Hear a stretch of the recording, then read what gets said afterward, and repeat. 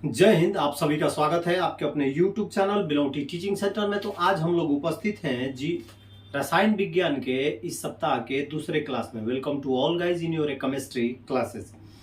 बात हम लोग कर रहे हैं अपने चैप्टर 1 रासायनिक अभिक्रिया एवं समीकरण, that means chemical reaction and equation में हम लोग अभी तक पढ़े हैं कि ज्वाला क्या होता है, दहन क्या होता है, what is a combustion and what is a condition necessary for a combustion and what is a flame. कल हम लोगों ने पढ़ा था। चलिए आज चर्चा करेंगे हम मोमबत्ती की ज्वाला के बारे में। मोमबत्ती की जो ज्वाला होती है उसके बारे में बात करेंगे हम। तो सबसे पहले आज का जो हमारा टॉपिक है वो है मोमबत्ती की ज्वाला, that means the candle flame के बारे में पढ़ने वाले हैं हम लोग।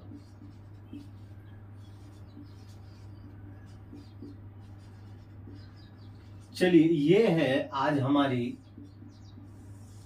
टॉपिक। आज का जो टॉपिक है हमारा मोमबत्ती की ज्वाला यानी द कैंडल फ्लेम। आप लोग देखे होंगे कि मोमबत्ती जो है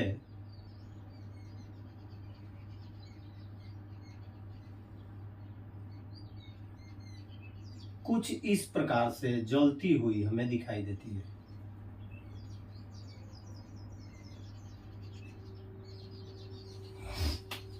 मोमबत्ती जो है हमें कुछ इस प्रकार से जलती हुई दिखाई देती है। मोमबत्ती की जो ज्वाला होती है, जो कैंडल से लौ निकलती है, उसके बारे में हम लोग आज पढ़ेंगे, जानेंगे। मोमबत्ती को जलाने पर मोम कहता है कि मोम पिघल कर क्या होता है, बत्ती के ऊपर चढ़ता है। देखिएगा कभी भी मोमबत्ती में एक ऐसे करके एक धागा डाला हुआ होता है, बत्ती डाली हुई होती है। जैसे ही हम माचिस से यहाँ आग लगाते हैं, माचिस से उस धागे को जलाते हैं, तो यहाँ पर क्या होता है, मोम पिघलने लगता है। ये पिघला हुआ ही मोम मैंने दर्शाया है। और ये मोम पिघल कर क्या होता है, इस बत्ती के ऊपर चढ़ने लगता है, जिससे ये लौ निकलने लगती है। ठीक है, इसी प्रकार का इसका दहन का क्रिया होता है। जैसे ही मोमबत्ती को हम जलाते हैं, मोम पिघलकर बत्ती में चढ़ने लगता है और लौ क्या होती है, प्रकाश देने लगती है। तथा जब कोई भी है, जब हीट होता है, मैं आपको बताया था पहले ये ठोस मोमबत्ती के रूप में था, जलाए ये पिघलने लगा, द्रव बन गया, और जब द्रव हीट होता है तो जलवाष्प के रूप में ये बत्ती पर हमें दिखाई देता है। मैं आपको कल भी बताया था कि ज्वाला वहां ही उत्पन्न होती है जहां पर गैसीय रूप में ईंधन जलता है। दैट मीन्स मोम पहले सॉलिड था, फिर पिघल के लिक्विड हुआ, और लिक्विड फिर जलवाष्प में बदल गया, वेपर में बदल गया, जिससे हमें ये लौ जो है वो जलती हुई प्रतीत होती है। यही वाष्प वायु या ऑक्सीजन में जलकर ज्वाला उत्पन्न करता है, जिसे मोमबत्ती की ज्वाला कहते हैं। ठीक है, ये तो हमारी थी कि मोमबत्ती की ज्वाला होती क्या है। जब मोमबत्ती का मोम पिघलकर बत्ती से ऊपर चढ़ने लगता है और जल वाष्प में क्या होता है, बदल जाता है, वेपर में बदल जाता है। वाष्प जो है वायु की उपस्थिति में क्या करती है, जलती है, और जलकर हमें ज्वाला के रूप में प्रकाश देती है। अब आप लोग कभी देखिएगा मोमबत्ती को ध्यान से, मोमबत्ती की ज्वाला जो क्षेत्र है ना, उसमें आप यदि ध्यान से देखेंगे तो आपको 3 पार्ट दिखाई देंगे। कितने पार्ट दिखाई देंगे, 3 part. 3 parts of flame in candle. आप ध्यान से देखेंगे तो 3 तरह के आपको पार्ट दिखाई देंगे। जो सबसे अंदर होता है उसे कहते हैं केंद्रीय मंडल, इंग्लिश में कहते हैं सेंट्रल जोन। ये हम बात कर रहे हैं। पहले हमने पढ़ा मोमबत्ती की ज्वाला, आपको समझ में आ गई होगी। अब ज्वाला की जो बनावट होती है उसकी चर्चा। दूसरा जो होता है वो होता है दैदीप्यमान मंडल। दूसरा क्या होता है, दैदीप्यमान मंडल जो होता है।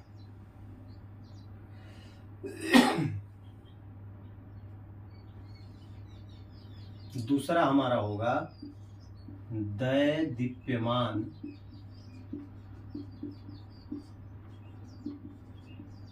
That means luminous zone.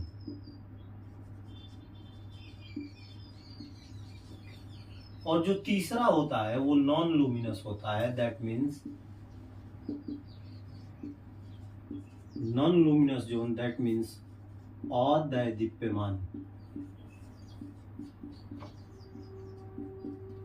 यानी ज्वाला जो होती है, मोमबत्ती की ज्वाला की जो क्षेत्र होती हैं, जो बनावट होती है, वो 3 भागों में होती है। 3 भागों में कौन किसकी बनावट होती है? ज्वाला की जो बनावट होती है। पहला जो होता है केंद्रीय मंडल। केंद्रीय मंडल जो होता है इसको हम लोग इनर मोस्ट जोन भी कहते हैं। यह ज्वाला का सबसे आंतरिक भाग है। जो सबसे निचला जो भाग होता है, आंतरिक इंटरनल भाग जो होता है, वो केंद्रीय मंडल होता है, जो नीले रंग का होता है। आप लोग ध्यान से देखिएगा, फ्लेम हमें प्रायः पीले रंग का दिखाई देता है, लेकिन जहां पर बत्ती जल रही है, यदि हम ध्यान से देखेंगे तो अंदर जो होगा सबसे इंटरनल भाग में, वहां इसका कलर जो है वो ब्लू दिखाई देता है। कैसा दिखाई देता है?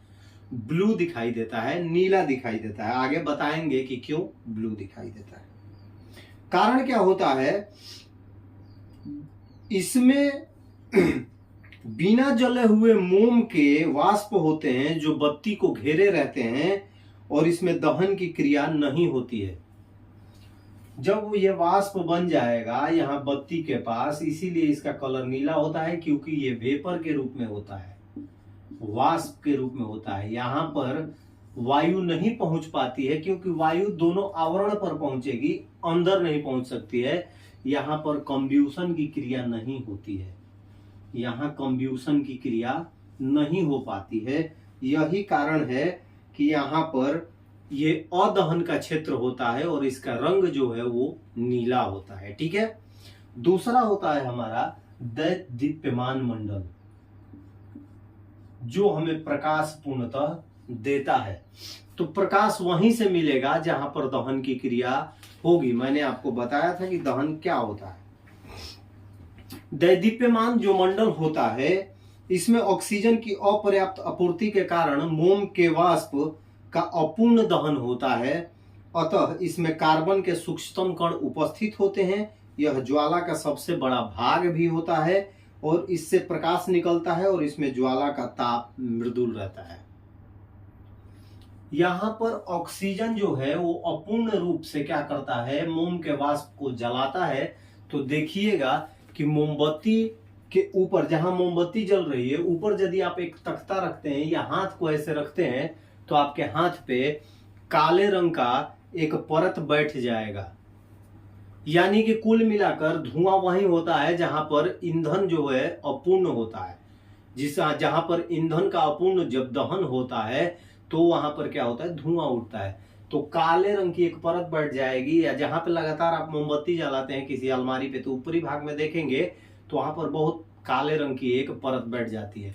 तो दैदीप्यमान मंडल जो होता है, उसमें क्या होता है कि अपूर्ण ऑक्सीजन की उपस्थिति में जब मोम का वाष्प जलता है, तो यहाँ पर अपूर्ण दहन होता है, जिसके साथ जो होता है, जिसके साथ क्या होता है कि कार्बन के सूक्ष्म कणों शामिल रहते हैं, और ये सबसे बड़ा भाग होता है। और इसका ताप जो होता है वो मृदु होता है, मतलब ज्यादा यहाँ पर आप जलने वाली बात नहीं होती है। तीसरा जो होता है अदैदीप्यमान मंडल, इस भाग में मोम का पूर्ण दहन होता है। जो ऊपरी भाग जो होता है, जो सबसे लास्ट वाला, यहां कुछ नहीं होता, अदहन होता है।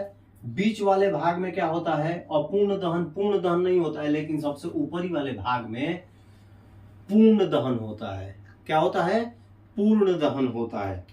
इस भाग में मोम का वाष्प का पूर्ण दहन होता है, क्योंकि इसमें ऑक्सीजन की आपूर्ति पर्याप्त होती है, क्योंकि ये सबसे ऊपर होता है और अगल बगल जो सरफेस है वो वायु का होता है, इसलिए यहाँ पर ऑक्सीजन पूर्ण रूप से विद्यमान मिल जाता है। यह ज्वाला का सबसे गर्म भाग होता है।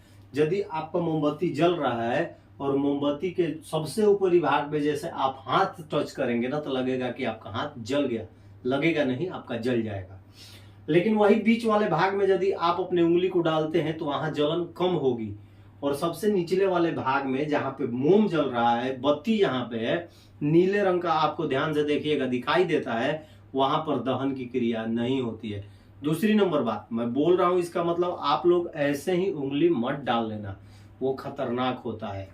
ठीक है, आप अपने शिक्षक, आप अपने गार्जियन की उपस्थिति में ऐसा एक्सपेरिमेंट कर सकते हैं, लेकिन खुद अकेले मत कीजिएगा, ये आपको सख्त हिदायत है। तो हम लोगों ने पढ़ा कि मोमबत्ती की ज्वाला क्या होती है और मोमबत्ती की ज्वाला की बनावट क्या होती है।